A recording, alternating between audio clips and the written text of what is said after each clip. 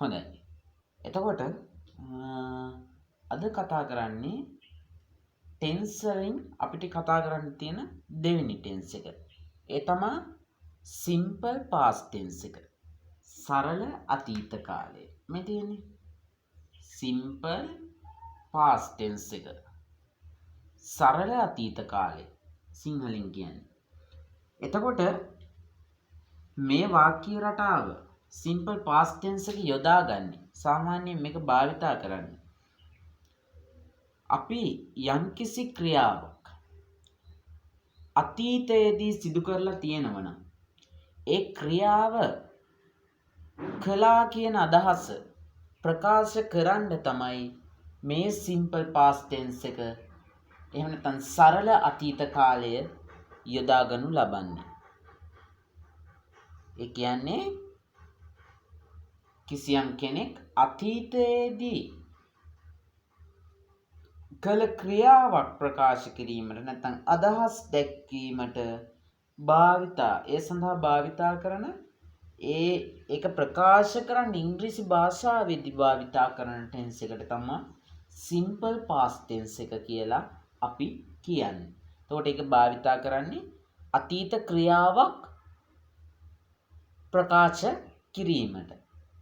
එතකොට මේ වාක්‍ය රටාව සිම්පල් පාස්ට් ටෙන්ස් එක අපිට පොසිටිව් වාක්‍ය වගේම නෙගටිව් වාක්‍ය වලිමුත් ඉගෙන ගන්න.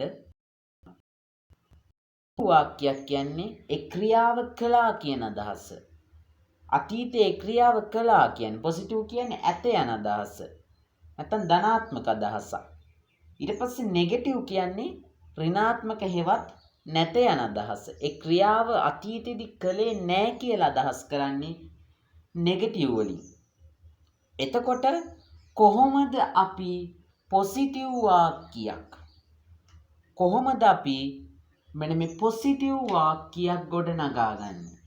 ඉස්සරවම අපිට මේ බලාගන්න මේ පොසිටිව් වාක්‍යයක් ලියන්න අපිට ඉස්සරවම ඕන වෙන්නේ සබ්ජෙක්ට් එකක්. අපිට ඉස්සරවම ඕන වෙනවා සබ්ජෙක්ට් එක. ක්‍රියාව කරන කෙනා. කර්තෘ. මේ වාක්‍යයේ ක්‍රියාව කරන පුද්ගලයා තමයි අපි ඉස්සරවම සිම්පල් පාස්ට් ටෙන්ස් එකේ පොසිටිව් වාක්‍යයක් ලියද්දී පාවිච්චි කරන්නේ සබ්ජෙක්ට් එක. ඊට පස්සේ එන්න ඕන දෙවෙනියට එන්න ඕන verb එකක්. හැබැයි මෙන්න මේ එන verb එක ස්වරූපේ තමයි past form verb එකක් එන්න ඕන. මේ එන verb එක past form. ඒ කියන්නේ මේ වාක්‍ය අපි අතීත කාලේ වාක්‍යයක් කියලා හඳුනාගන්නේ පොසිටිව් වාක්‍යයක් මෙන්න මේ past form කියන verb එක භාවිතා කරාම. ඒ කියන්නේ ක්‍රියාපදේ අතීත ස්වරූපේ. උදාහරණයක් විදිහට මම පෙන්නන්න ලියලා. මෙන්න මේක. go කියන්නේ යනවා. go කියන්නේ යනවා. එතකොට මේ තියෙන්නේ present time එක. මේක present එක right? මේක present time එක. go කියන එකේ past verb එකට යද්දී past එකට යනවා අපි. past එකට යද්දී මේක went වෙනවා. එතකොට මේක ගියා කියන අදහස එනවා. එතකොට අන්න ඒ වගේ දැන් හැම verb එකකටම present time හැම verb එකකටම past එකෙමුත් ඒ ක්‍රියාපදය තියෙනවා. එතකොට go කියන එකේ past එක went ගියා කියන අර්ථය දෙන්නේ. එතකොට වාක්‍ය අතීත කාලේ කියලා ප්‍රකාශ කරන්නේ අදහස් කරන්නේ පිළිබු කරන්නේ මෙන්න මේ verb එකකින්. positive වාක්‍යයක අතීත කාලය කියලා ඒ ක්‍රියාව එහෙම නැත්නම් ඒ වාක්‍ය අයිති අතීත කාලයට කියලා හඟවන්නේ මෙන්න මේ කියන verb එක ලියන්න ඕන past form එකෙන්. ඒ කියන්නේ අතීත ස්වරූපයෙන්. එතකොට subject ලිව ඉස්සරවම දෙවෙනියට verb එක එන්න ඕන අතීත ස්වරූපයෙන්. ඒ කියන්නේ ඔයාලා ගාව තියෙන verb list එකේ දෙවෙනි තීරුව. නේද? verb list එකේ දෙවෙනි තීරුව. ඒ දෙවෙනි තීරුවේ verb එකක් තමයි මේ verb එක කියන තැනට එන්න ඕනේ. ඊට පස්සේ තියෙනවා අපිට තුන්වෙනියට වාක්‍යයට සම්බන්ධ කරගන්නවා අපි ඔබ්ජෙක්ට් එක. තුන්වෙනියට අපි වාක්‍යයට සම්බන්ධ කරගන්නවා ඔබ්ජෙක්ට් එකක්. දැන් බලන්න සබ්ජෙක්ට් එකක් ආවා, past form verb එකක් ආවා. එතනින් තමයි මේ වාක්‍ය අතීත කාලේ කියලා අපි ප්‍රකාශ කරනවා කිව්වේ. ඊට පස්සේ ඔබ්ජෙක්ට් එකක් මේ වාක්‍යයට එකතු වෙනවා. එතකොට වාක්‍ය complete. right? එතකොට මේ විදිහට තමයි simple past tense එකේ positive form එකේ වාක්‍යයක් අපි නිර්මාණය කරගන්නේ. මෙන්න මේ පියවරට තමයි හැම වෙලේම වාක්‍ය නිර්මාණය වෙන්න ඕන. එහෙම නැතුව subject ඉස්සරවම ලියලා ඊට පස්සේ object එක දෙවෙනියට ලියලා ඊට පස්සේ verb එක ලිව්වොත් එහෙම ඒ වාක්‍ය වැරදි. හේතුව ඒක grammatically නෑ, ව්‍යාකරණානුකූලව නෑ. ඒ හින්දා මේ අපිට දීලා තියෙන subject verb එක past form ඊට පස්සේ object අන්න ඒ පිළිවෙලට simple past tense එකේ වාක්‍යයක් නිර්මාණය කරගැනීමේ හැකියාව තියෙනවා. ඊට පස්සේ අපිට එන්න ඕන නෙගටිව් වාක්‍ය. නැත යන ස්වරූපේ වාක්‍ය රටා. එතකොට නෙගටිව් ෆෝම් එකකින් වාක්‍යයක් හදද්දී අපිට අර කිව්වා වගේම ඉස්සරවම අපිට ඕන වෙනවා කලින් එකේ වගේමයි සබ්ජෙක්ට් එක. පළවෙනියට අපිට ඕන වෙනවා වාක්‍යයේ සබ්ජෙක්ට් එක. දෙවෙනියට කලින් එකේ නම් verb එක. හැබැයි මෙතන නැත යන අදහසයි අතීත කාලෙයි දෙකම ප්‍රකාශ කරන්නේ මෙන්න මේ helping verb එකකින්. did not මේ කියන්නේ මේ didn't කියන්නේ did not කියන එක කෙටි කරලා මේ තියෙන්නේ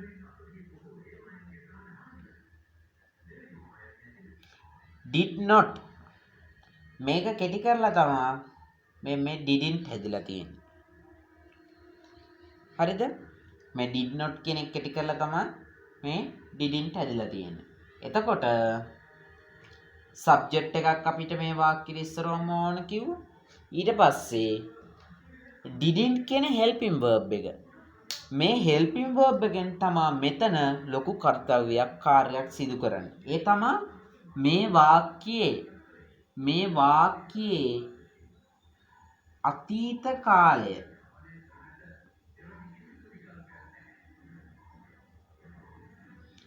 ඒ වාක්‍යයේ අතීත කාලය ඒ වගේම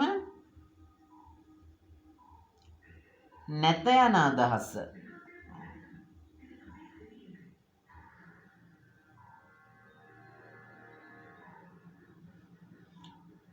ප්‍රකාශ කරන්නේ මේ didn't කියන helping verb එකකින්.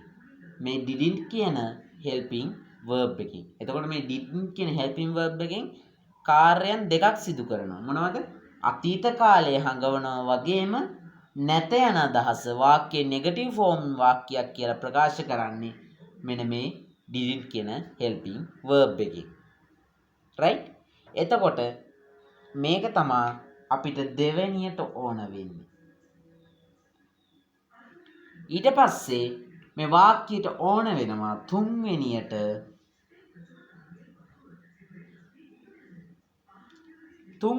ඕන වෙනවා verb එකක්. හැබැයි මේ verb එක එන්න ඕනේ base form. ඒ කියන්නේ base form කියන්නේ verb list එකේ පළවෙනි තීරුව. කිසිදු වෙනසක් කරන්නේ නැතුව go, eat, drink, speak ඒ වගේ කිසිදු වෙනසක් කරන්නේ නැතුව මේ verb එක base form තමා එන්න ඕන. හේතුව තමා didn't කියන්නේ මෙතන helping verb එකක්. මේ helping verb එකෙන් පස්සේ එන verb එක අපි තියන්න ඕන base form එහෙම නැත්නම් present time එකකින්. ඒ කියන්නේ verb list එකේ පළවෙනි තීරුව. අනිවාර්යෙන් මෙතන මතක තියාගන්න ඕන දෙයක් තමයි helping verb එකකින් පස්සේ එන verb එක අපි තියන්න ඕනේ present time එකෙන් නැත්නම් base form. ඒ කියන්නේ දෙකම එකම අදහස. base form කියන්නේ present time කියන්නේ right. ඒ කියන්නේ අර verb list එකේ තියෙන පළවෙනි තීරුවේ verb එකක් එන්න ඕන කියලා කියන්නේ. මොකේකට පස්සේද? helping verb එකකින් පස්සේ එන verb එකට. ඊට පස්සේ තමයි අපිට හතරවෙනියට වාක්‍යයේ object එක සම්බන්ධ කරගන්න. එතකොට දැන් අපි කතා කරා simple past tense වාක්‍යයක ස්වරූප දෙකෙන්ම කොහොමද අපි වාක්‍යයක් හදාගන්නේ? positive form එකකින් subject එකක් verb එක past form කිව්වා. ඒ කියන්නේ අතීත ස්වරූපයෙන්. ඊට පස්සේ තමයි අපි object එක භාවිතා කරන්නේ නැත්නම් පාවිච්චි කරන්නේ. මේ positive වාක්‍යයක අතීතය කියලා හඟව ගන්න කොතනින්ද? මෙන්න මේ කියන verb එකකින්. ඊට පස්සේ අපි කතා කරන්නේ negative වාක්‍යයක්. subject එකක් didn't කියන helping verb එක අතීතයේ ක්‍රියාව කරේ නැහැ කියන අදහස නැත යන අදහස ලබාගෙන didn't කියන එකත් අතීතයේ හඟවා ගන්නත් මෙන්න මේ helping verb එක යොදා ගන්නවා කියලා අපි කිව්වා. verb එක helping verb එකකින් පස්සේ එන්න ඕන verb එක base form කිව්වා. ඊට පස්සේ object එක එන්න ඕන කියලා කිව්වා. දැන් අපි බලමු මේ සිස්ටම් එකට කොහොමද අපි වාක්‍යයක් නිර්මාණය කරගන්නේ කියලා. අපි ඉස්සරම positive form එකකින් වාක්‍යයක් නිර්මාණය කරගමු. එහෙනම් මම negative form එක මකලා දානවා.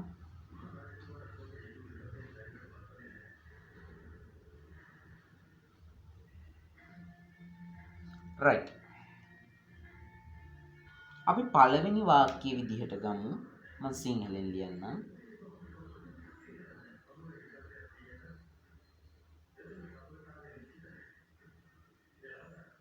මම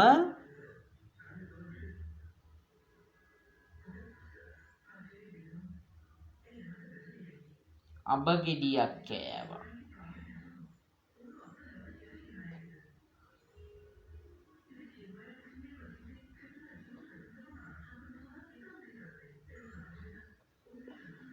මම අඹ ගෙඩියක් කෑවා. දෙවෙනි වාක්‍යයත් කරනම් තව වාක්‍ය එකක්. ඔහු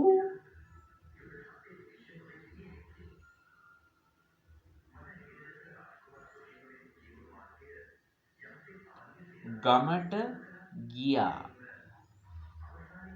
සරල වාක්‍ය මේවා. හරිද? දැන් ওই වාක්‍ය දෙකම මොන ෆෝම් එකේ වාක්‍ය දෙකක්ද? positive form එකේ ක්‍රියාවල් කරලා තියෙනවා නේද? අඹ ගෙඩියක් කෑවා කිව්වම මේක අඹ ගෙඩියක් කෑවා. එතකොට ඔහු ගමට ගියා. ඒ ක්‍රියාව කරලා තියෙනවා. එතකොට මේ වාක්‍යයයි positive form එකට. එතකොට කොහොමද අපි මේ වාක්‍ය නිර්මාණය කරගන්නේ? අපි නිර්මාණය කරගන්න ඕන අපිට මේ උඩින් දීලා තියෙන ස්ට්‍රක්චර් එකට, ඒ පියවරට. ඉස්සරවම subject එක, verb එක, object එක. මොකක්ද subject එක කියන්නේ වාක්‍යයේ? ක්‍රියාව කරන කෙනා. මම අඹ ගෙඩියක් කෑවා කිව්වහම ඒ වාක්‍යයේ ක්‍රියාව කරන්නේ කවුද? මම. සිංහල වාක්‍යයේ ඉස්සරවම මම තිබ්බා කියලා නෙමෙයි මම subject එක විදිහට ඉස්සරවම තෝරගත්තේ. ඒ ක්‍රියාව කරලා තියෙන්නේ මම කියන පුද්ගලයා. එතකොට වාක්‍යයේ ඉස්සරවම ලියවෙන්න ඕන subject එක. මමට කියන්නේ ඉංග්‍රීසියෙන් I.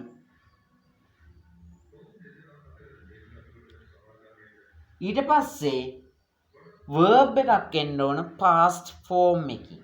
ඒ කියන්නේ මේ වාක්‍යයේ තියෙන ක්‍රියාපදයක් අතීත කාලේ. මොකක්ද ඒ ක්‍රියාව? මම අඹ ගෙඩියක් කෑවා. කෑවා කියන එක නේද අතීත කාලයේ තියෙන ක්‍රියාපදය. එතකොට කනවා කියන එකට නම් අපි ලියන්නේ මෙන්න මේක. කනවා නම් සාමාන්‍යයෙන් eat. කෑවා නම් ඒකේ අතීත එක බලන්න verb list එකේ ඇති ate කියලා ඒ කෙලින්ම දෙවෙනි තීරුවේ. එතකොට මම ලියන්න ඕන eat කියන එක නෙමෙයි eat එකේ past tense verb එක. ඒ තමයි ate කෑවා. eat කියන්නේ කනවා. ඒකේ past tense එක අතීත කාලයේ තමයි ate. I subject ලිව්වා. ඊට පස්සේ verb එක past form එකකින්. I ate මොනවද කෑවේ? ඔන්න ඔබ්ජෙක්ට් එක. මොකක්ද? කාටද? එහෙම නැත්නම් කොහෙද? අන්නේ ප්‍රශ්න වලට හම්බෙන පිළිතුර. මොනවද මම කෑවේ? දැන් මේ වාක්‍යය න. අඹ ගෙඩියක්. එතකොට ඒක තමයි කර්මපදේ. එහෙම නැත්නම් ඔබ්ජෙක්ට් එක.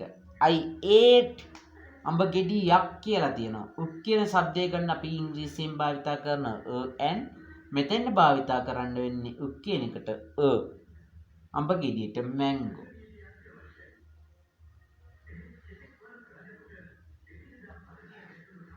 බලන්න වාක්‍යය හරිම සරලයි. I ate a mango. මම අඹ ගෙඩියක් කෑවා. ඊට පස්සේ තියෙන වාක්‍යය මොකද්ද? ඔහු ගමට ගියා. ඔහු ගමට ගියා. බලන්න වාක්‍යය. ඔහු සබ්ජෙක්ට් එක මොකද්ද? ක්‍රියාව කරලා තින්නේ කවුද? ඔහු කියන කෙනා. ඔහුට මොකක්ද ඉංග්‍රීසියෙන් කියන්නේ? he. ක්‍රියාපදේ මොකක්ද? අතීත. මෙන්න තියෙනවා. ගියා කියන එක. ගියා කියන එකට මම ඉස්සෙල්ලත් කිව්වා ගියා කියන එක go කියනවා past එක went කියනවා. නේද? එතකොට මම ගන්න ඕන past එක. බලන්න ඔයාලා ක්‍රියාපද කොලේ අරන්. he went. කොහෙටද? ගමට. ට શબ્ද ගන්න අපි ඉංග්‍රීසියෙන් භාවිත කරන to කියන කෑල්ල. දන්නේ නිසා ගම ද දා ගන්නව කිව්වා. ගමට කියන්නේ මොකද්ද? village.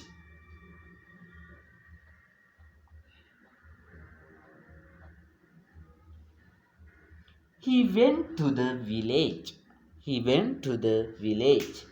ඔහු ගමට ගියා. මම අඹ ගෙඩියක් කෑවා. I ate a mango. එතකොට මෙන්න මේ විදිහට තමයි simple past tense එකකින් වාක්‍යයක් නිර්මාණය කරගන්නේ. එතකොට ඕගොල්ලෝ තවත් දෙයක් මෙතන කල්පනා කරනවා. ඒ තමයි අපි simple present tense එකේදී ඉගෙන ගත්ත positive වාක්‍යයක් නිර්මාණය කරද්දී subject එක singular නම් verb එකත් singular. subject එක plural නම් verb එකත් plural. හැබැයි simple past tense එකට එද්දී මේ බලන්න I එකටත් තියෙන්නේ ate. he went කියන්නේ subject singular වුණා කියලා verb singular නෙමෙයි. verb එක past form. subject මොකක් වුණත් verb එකෙන් ඕනේ මේකේ past form එකේ. right? අර simple present tense එකේ s දදා නම් මනම් ඒව කරන්නේ verb එක තියන්න ඕන past form එකේ. එතකොට ඔන්න simple present tense වලින් simple past tense වලින් positive වාක්‍යයක් අපි නිර්මාණය කරගෙන තියෙනවා. ඊට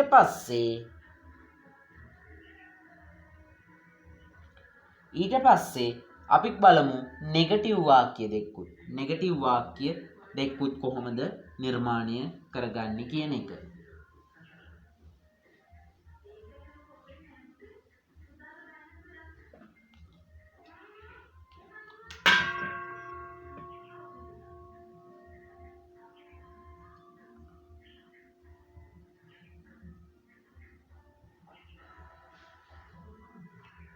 නෙගටිව් කියන්නේ ඉන්න අකුරු සංකේතවත් කරගන්නවා.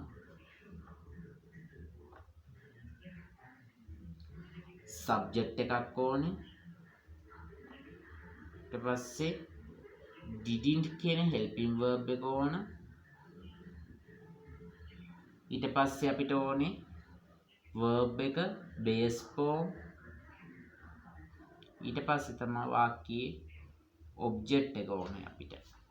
ඔන්න පියවර දීලා තියෙනවා. මොනවද පියවර ටික? subject කියන එකට එන්න ඕනේ. දෙකට helping verb එකක්. ඒ කියන්නේ didn't කියන helping verb එක එන්න ඕනේ. තුන්වෙනියට verb එක එන්න ඕන. හතරවෙනියට object එක එන්න ඕන. ඔන්න ඔය පියවරට තමයි simple past tense එකේ නැත යන අදහස හේවත් negative form එකකින් වාක්‍යයක් නිර්මාණය කරගන්නේ. එතකොට මේ verb එක එන්න ඕනේ හැම වෙලාවෙම base form.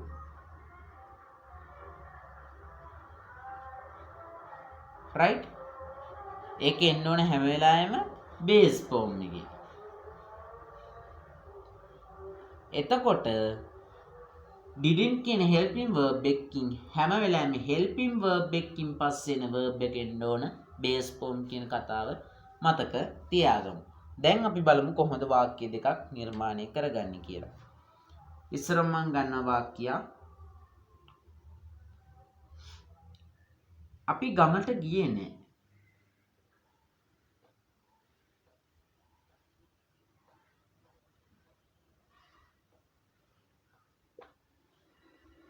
අපි ගමට ගියේ නෑ. කොහොමද අපි මේ වාක්‍ය නිර්මාණය කරගන්නේ? මේක නෑ කියලා අදහසක් තියෙන්නේ. අතීතයේ ක්‍රියාව ගියා කියන එකේ නැත යන අදහස තියෙන්නේ. ගියේ නෑ කියන එක. එතකොට මේ වාක්‍යය ඇති නෙගටිව් ෆෝම් එකට. නැත යන අදහසට. කොහොමද අපි මේ වාක්‍ය නිර්මාණය කරගන්නේ? ක්‍රියාව කවුද කරලා නැත්තේ? අපි. එතකොට එන්න ඕන we. ඊට පස්සේ එන්න ඕන didn't කියන helping verb එක.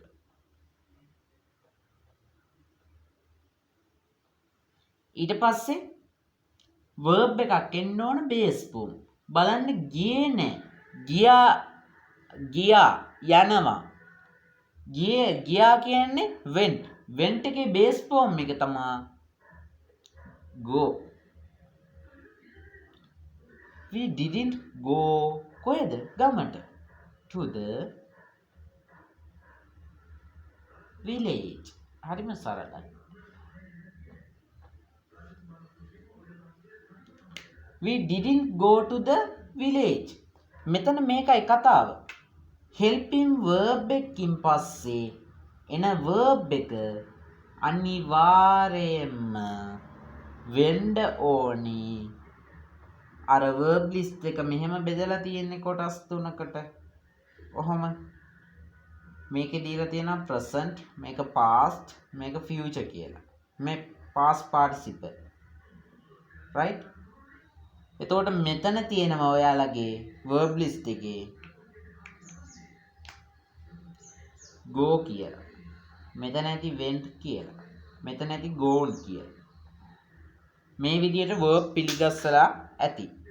පෙළගස්සගෙන ඇති verb ටික ඒ verb list එකේ. එතකොට went කියන එකේ base form එක තමයි go. ඒ verb එක තමයි helping verb එකකින් පස්සේ එන verb එකට එන්න ඕනේ. ඒකයි මෙතන කියන්නේ. ඊට පස්සේ බලන්න ඊළඟ වාක්‍යය කොහොමද අපි නිර්මාණය කරගන්න ඕන කියලා මොකක්ද වාක්‍යය කියලා ඉස්සරම ලියාගෙන ඉන්න. මම පොතක් කියවන්නේ නෑ. මම පොතක් කියවුවේ නෑ. මම පොතක් කියවුවේ නෑ. කොහොමද අපි වාක්‍ය ලියාගන්නේ? කවුද ක්‍රියාව කරලා නැත්තේ? මම.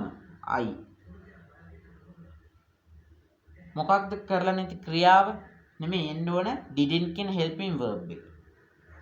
I didn't. මොකක්ද ක්‍රියාව? කියුවේ නේ. read ම තමයි. නේද? read.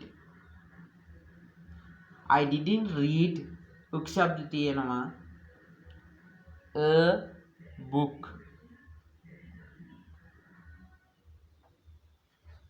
I didn't read a book. බලන්න එතකොට මේ වාක්‍ය හරිම සරලයි. සරල වෙන්නේ කොහොමද? මෙන්න මේ කියා තියෙන ස්ට්‍රක්චර් නැත්නම් පිළිවෙලට මේ දීලා තියෙන මේ වාක්‍ය ලියන්න දීලා තියෙන පියවරවල් ටිකට හරියට වාක්‍ය ලියුවහම ඒ වාක්‍ය නිවැරදි ග්‍රැමටිකලිව අපිට ලියාගැනීමේ හැකියාවක් තියෙනවා. එතකොට simple past tense එකේ ඔන්න එතකොට positive වාක්‍යයක් හදන්නේ කොහොමද? negative වාක්‍යයක් හදන්නේ කොහොමද කියන එක කරලා තියෙනවා දැන්. එතකොට මේක ක්ලාස් එකේ දීර්ඝව කතා කරා. ඊට අමතරව දැන් මේ කෙටියෙන් මතක් කරා. දැමුත් හොඳ අවබෝධයක් මේ වීඩියෝ එක බලලා ලබා ගන්න පුළුවන් කියන අදහසක් ඕගොල්ලොන්ට දීලා තියෙනවා. එතකොට simple past tense එකක් දැන් ඉවරයි. simple present tense එක අපි කතා කරා. ඊළඟට අපිට ඉතුරුලා තියෙන්නේ